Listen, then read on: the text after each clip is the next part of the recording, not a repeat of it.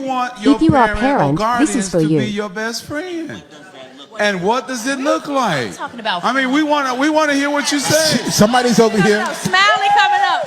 So in my house, with my mom, it was always everything was up for discussion.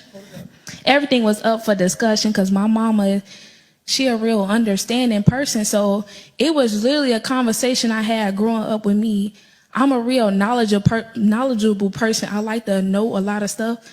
So the way I would come across and say things, she'll be like, I know you not coming from a standpoint of you trying to be disrespectful to people, but some people don't understand you how I understand you, so you might have to correct yourself. So I literally had a conversation with my mom. I was like, okay, I'm finna tell you stuff and stop me when I get disrespectful. I express my feelings, but that don't happen with everybody. And so when I was standing up here and you guys were like, don't belittle your children, but the whole statement of you're not on my level sounds like belittlement to us. It's saying you don't have as much value as me. You're not as important to me. You don't put up what I put up, so you can't have a say so in what we do. You don't pay bills. You don't own this house. You don't pay for nothing.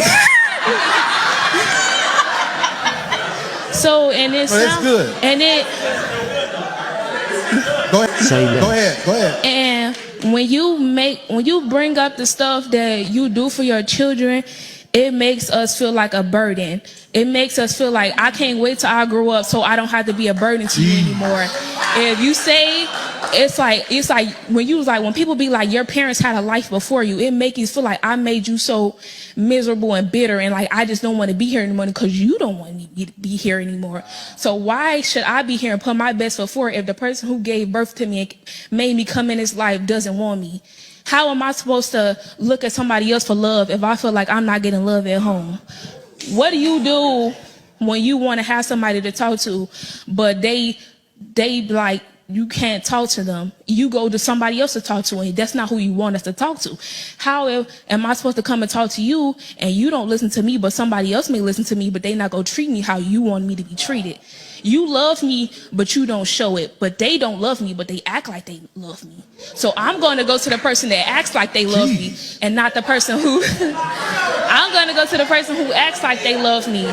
Because when you grow up like this and you grow up with people who emotionally stunt your growth, you go looking for other people and you insecure. You go looking for other people for sex, for people who going to tell you, oh, you're pretty. That's why the first person to tell you you're pretty, I'm glad my mama never, they say your parent and your family is your first bully, point out every insecurity you have, and then you want your kids to feel beautiful and smart and go to school with people who telling them the same thing you tell them. That's not going to work. You can't want to be your children's love and shelter, but you're not that. That's materialistic things. If God was only materialistic to you, you will feel hurt. You need to have your spirit be healed. You need to have your spirit be fed. It's okay to have clothes and shoes and all this stuff, but what about my spirit? What about my emotions? What about my mental state? You can't be, you look pretty on the outside. You got me nice shoes. You got me nice things, but I'm struggling on the inside. Some people want to commit suicide, but they look good on the outside. Y'all focus on the outside so much that you don't take the time. You say you listen to your children, but 9 times out of 10, you're not really listening because we don't feel safe. You say you create a safe space, but that's 9 times out of 10 is not true. Because even though my parents never hit me or they never threatened to hit me, they words hurt even worse. When you telling me, you never say you disappointed in me, but your body language show it all. You look at me like I'm just like you can't believe you raised this. Some people say it to their kids, I can't believe I raised somebody like this. Well, if you raised me so beautifully that you shared you is, how come I ended up like this? It's a lot of things that go into having a kid, and some people